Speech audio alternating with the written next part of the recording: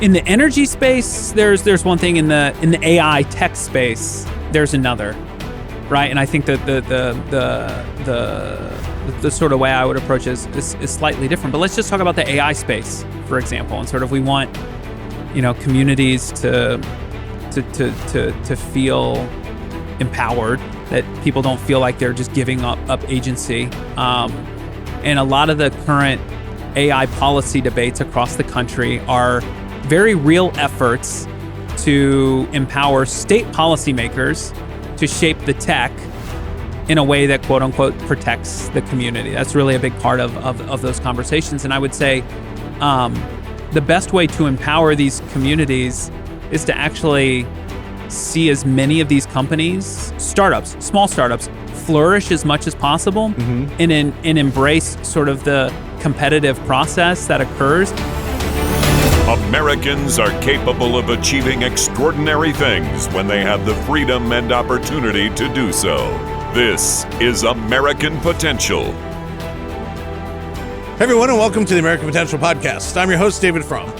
If you're watching, you can see that we're on the road and we're recording from the State Policy Network annual meeting. If you haven't heard of SPN, their mission is to help state organizations put free market ideas and local solutions into action. What makes it great for us is that we get to sit down with people to see what they are working on. And today we're talking with someone who focuses on technology. Lately, you've probably noticed more talk about data centers popping up in communities across the country. These massive facilities are the backbone of the digital world and the rise of AI, but they also raise some big questions, especially about the strain they put on the systems we all rely on. And it's not just about how these centers operate, it's also about making sure Americans don't face interruptions to the things they depend on every day. To meet the power demand, some have started looking at nuclear as part of that solution. But of course, that opens up a whole new conversation. And that's where today's guest comes in. He's been at the forefront of helping communities and innovators and policymakers think through how emerging technologies can grow without leaving people behind. I want to welcome Chris Koopman, who's the CEO of the Abundance Institute, to the podcast. I want to welcome him back to the podcast, in fact. So I know that you were with us. Welcome, by the way. Thank you. Thank you for having me. I know that when you guys were just starting up, you joined the podcast. And so last time we talked, you just launched. So how's things been going? Things are going really, really well. And I think you think back to when we launched the Abundance Institute, we were launching in sort of the final year of the Biden administration. There was, at the time, sort of an all-of-government approach to stopping, slowing down, bottling up AI. There were very real conversations about what the future of our energy system would look like, and it was a very stark difference from our vision of what the future will be. And so it's been really refreshing to see the change in the conversation from the Biden administration to the Trump administration, and to especially see a lot of our ideas that we thought we were sort of tilting at windmills or just yelling into the ether and no one was listening, to finally see some of our ideas become a reality and to become centerpieces of national policy in energy and in AI. Amazing. Well, I think, one of the things at AFP we always talk about, we work on policy and in politics, and, it is a great reminder that, who we elect and the administration that comes in really matters. There are different ideas and how things, and it opens the door. And but before we get to that, because I think there are some really exciting things going on, tell us about what the Abundance Institute works on. What do you guys focus on? Yeah, so the way I like to think about the Abundance Institute, if I were to give you my one sentence pitch on what we are, I would say that the easiest... it's a podcast. You can go way longer than... I can go way longer, but we'll start short and we'll go any direction you want. The way I like to think about Abundance is we're nonprofit public affairs and government relations for the startups that haven't launched, the founders that haven't been born, and the industries you've never even dreamt of. Oftentimes, the policy conversations just completely ignore the future, and the future doesn't get a seat at the table. And we see this all the time. You and I, in our work in policy, are constantly dealing with decisions that were made 20, 30, 40, 50, maybe even 70 years ago that now you look back and you realize just how wrong we were at the time. And our goal is to try to create space for emerging tech today to make sure that we don't continue to make the same mistakes over and over by building a regulatory system that's just a snapshot or a Polaroid picture of the moment, rather than trying to incorporate considerations of what the dynamic future really is going to entail. So that's what we're up to. Now, when we launched a year and a half ago, we were focused on AI and energy, and I always thought of them as two separate issues. That the AI stuff was really, an area, and the energy stuff was really an area. And if you would have asked me then, and I told people then, I may have even said this on the podcast last time I was on, at some point in the future, I would have said a year and a half ago, some point in the future, maybe 5 years, energy becomes the biggest issue in AI, and AI becomes the biggest issue in energy. There's a moment when that would occur. I didn't think it would be 12 months later. I certainly didn't think within a year of me saying that I would be that wrong, but this is what tech does. It condenses timelines. So we've been working hard on unleashing energy abundance. We've been working hard on protecting the dynamic AI ecosystem we have. Now it just turns out the two are colliding and are growing hand in hand. So we've had a lot of energy producers on the show over the last 6 months, CEO of the biggest coal company, CEO of the biggest natural gas company, and a number of different people involved in energy production. And they all talk about data centers and the energy that's necessary for data centers, for AI. Talk about that. What's the reality that's emerged and is going to continue to ramp up? Yeah. So I think, maybe let's just start about like data center. Like, I think most people, when they talk about data centers now, almost exclusively think that this is just for AI. Yeah. Right. That this is just how we're building these AI systems or these massive data centers. But as you said in the introduction, this is the backbone of our modern economy. Our modern economy is primarily built, fueled by the internet. Mm-hmm. And the internet is not some magical place. It literally the data that you are generating, your pictures, your files, everything, like all of your kids' pictures, the files you use in your work, your medical records, all of that stuff has to be stored somewhere. It just doesn't exist in the ether. It's right. Somewhere, and that's really what most of these data centers are. It is sort of storing all the data we're generating every day. Now the AI hyperscalers, right, are realizing you need massive amounts of compute, right, just to train the next model. That's mostly what a lot of these data centers are doing. It's just being run 24/7 to train the next model or to continue to train the models that they have. And so there's massive energy, right? It's one thing to just run these data centers and you're just keeping them cool, you're storing the data, you're making sure that when they're called on, the data's available. It's another thing running these massive data centers that are being used for training AI, which is now a key part of the build out of all these data centers. And it's a massive demand shock to our energy system. Like there's a ton of energy is going to be needed. In Utah, for example, I've seen plans for data center campuses that are 30 gigs, right? 30 gigawatts of energy, which is like, orders of magnitude more than what the entire state uses in a year. Really? Right. So yes. And you think like the backlog of projects that could be added to the grid exceeds the capacity that we have to support all the projects we currently have on the grid. So we have this massive backlog of just development, just not just AI data centers, factories, homes, businesses, all sorts of things that people want to build and get onto the grid, that the biggest bottleneck now is getting them plugged in. And the biggest challenge to that is making sure we have the supply of electricity to meet it. And it is a tremendous challenge to meet that demand with adequate supply, running everything on the set of rules we have put in place. How big of a concern is it of yours that we can't meet it, or that the infrastructure falls apart, or like that this takes a bad turn, or is poor. It makes something not work for us economically. Like, Yeah. what do you think the dangers are here? Yeah. So I think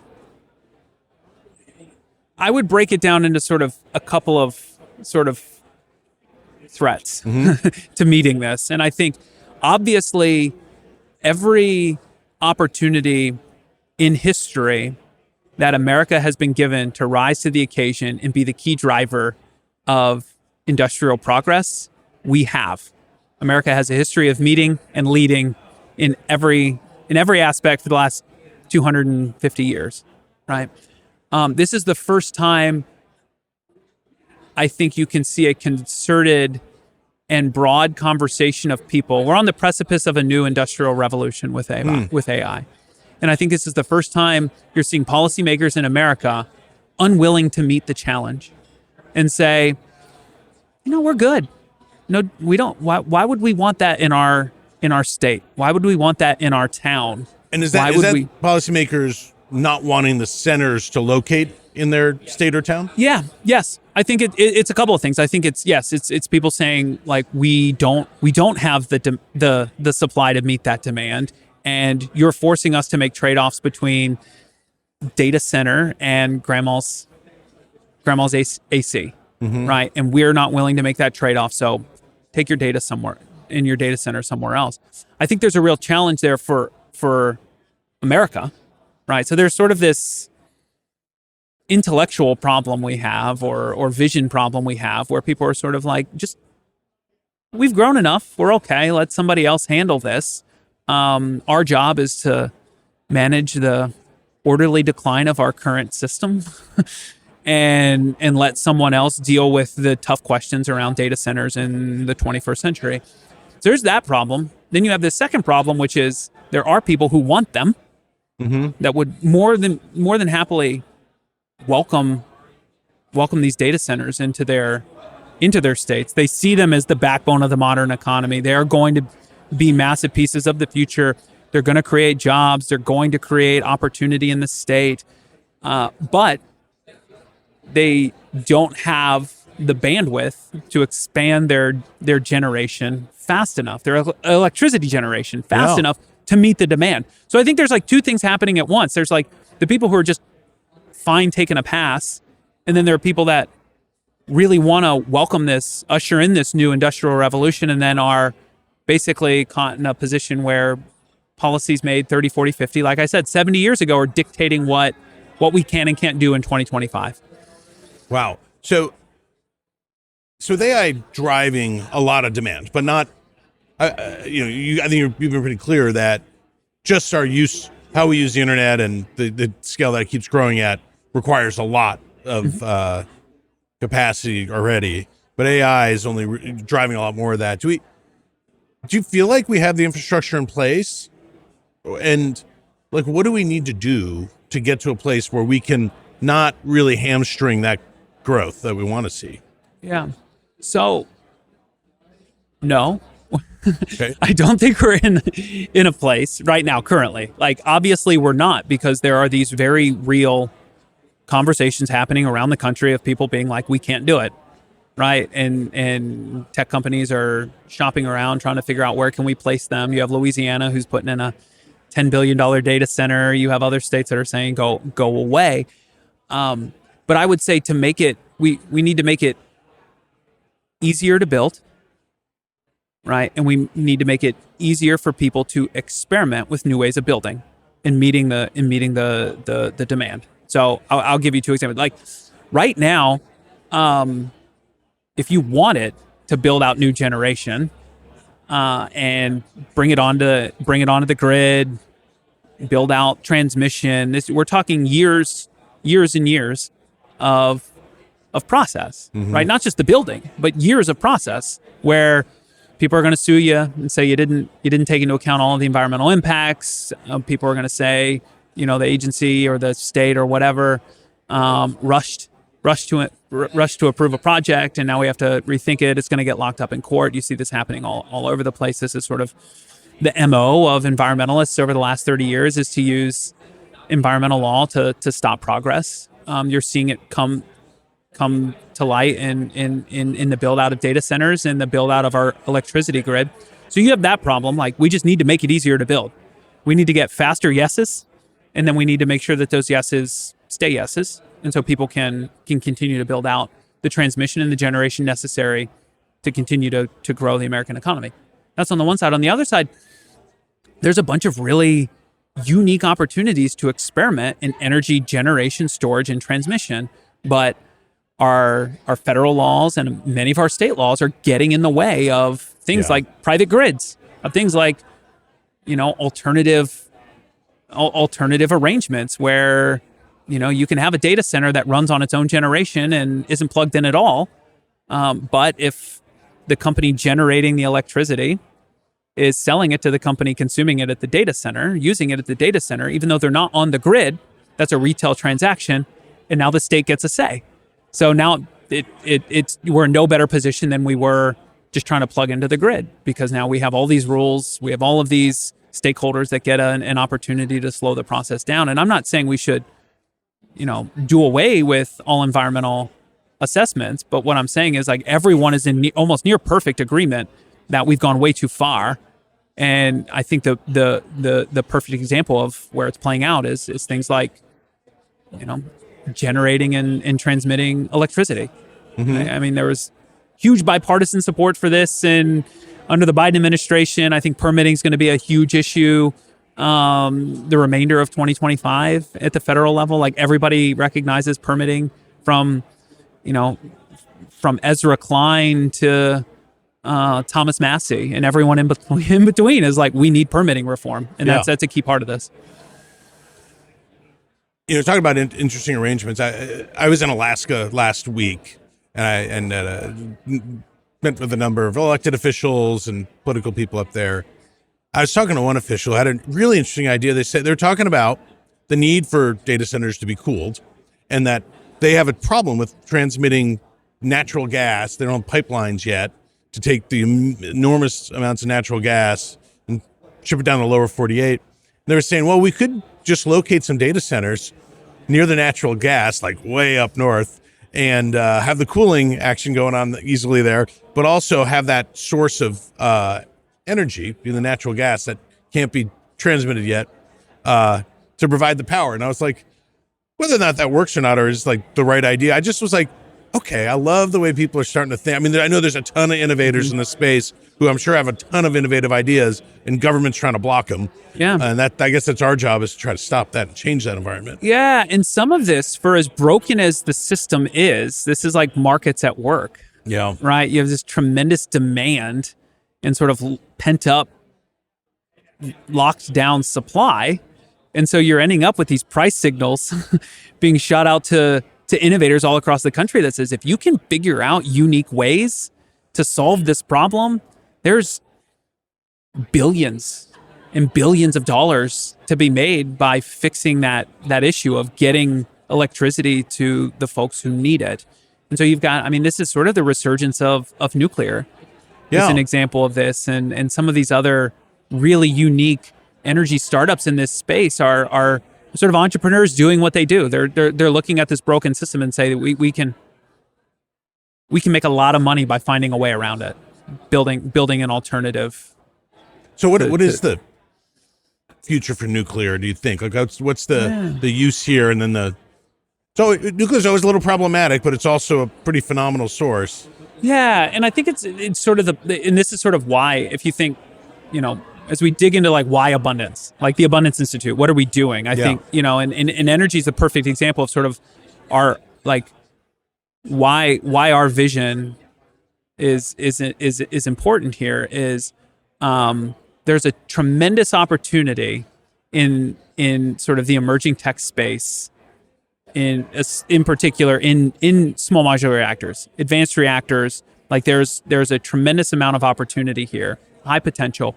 But cultural misconceptions, pessimism, and misunderstanding are just fraught in this space right now. So you think, like, people are like, nuclear is dangerous, nuclear is unsafe, nuclear, there are problems with this. And it's like, well, the story you've been told is not the world as it is. Right. And and you think nuclear is a tremendously safe source of energy. These advanced reactors are both, by virtue of the physics and the passive safety and designs and everything involved, they're practically meltdown proof. And even in the instances in which, like, worst case scenarios, the exposure is no more than like a CT scan or an MRI, right? So we have this tremendous opportunity, but it's just sort of like locked in pessimism, fear, and then old laws, right? And this is where sort of our work has been in this is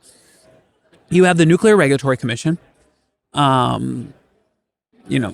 created in the early 1970s to make nuclear safe.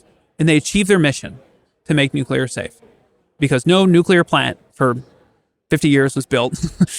That's how you make it safe, right? Yeah, like you give an agency a mandate of like making something safe and they're like, we did it. Mission accomplished. And we got no new nuclear for something like 50 years. Well, what we've realized is, the Nuclear Regulatory Commission doesn't actually have the full jurisdiction that it claims, and that potentially there is an entire class of reactors that, by virtue of their design and the amount of nuclear material that they use, do not pose a health and safety risk in the way that Congress had intended the Nuclear Regulatory Commission to regulate, and may actually fall back to the states to start to take a more active role in permitting nuclear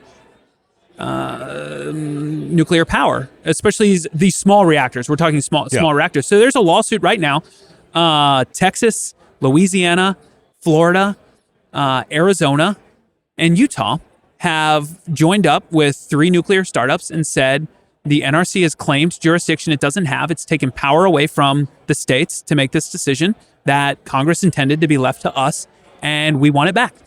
And so because of recent Supreme Court decisions in Loper Bright and Corner Post and sort of the change in sort of the way that the Supreme Court is approaching questions of agency discretion, the states think they have a really good shot of sort of getting a say again and potentially unlocking nuclear for America. You think like those 5 states, if they start building out America, they're building out nuclear, that is a massive boon to a huge population across the country. And I mean, those states are have led the way on a lot of really good policy across the board. Yep. So that's super exciting. That's really exciting.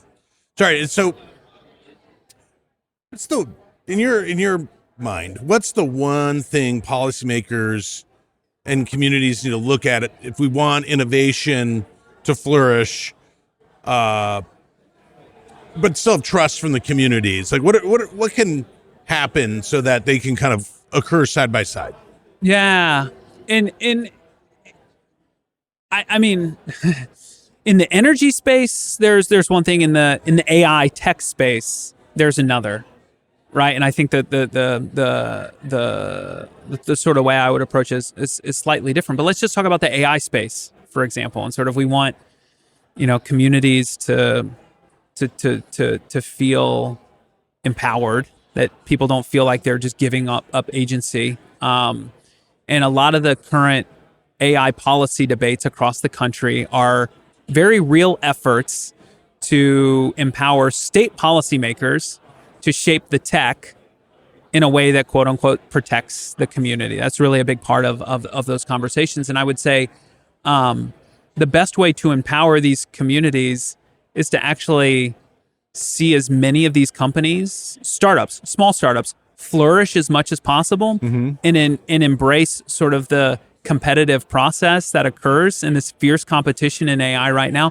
And in particular, defend the open source ecosystem, right? So Meta, Grok, OpenAI, they're all starting to release their models so you can kind of see under the hood and see what's there. And I think in the AI context, that's where we're really going to see this sort of like community empowerment, that people in far-flung places away from San Francisco feel like they actually do have some control in their lives, that they haven't given it all up to these AI systems built by people that live far away, that view the world in a way they might not view it the same way. So I think like in that case, if you like, 3 or 4 companies or 1 or 2 companies shaping all of this technology and you not having a choice in who you do business with when it comes to these things as they sort of continue to proliferate across the economy, you do want very heavy centralized control of this. This was the Biden administration's effort in AI, was they were basically like, we're going to regulate the system so there's one or two players and we will work very closely with them to shape that.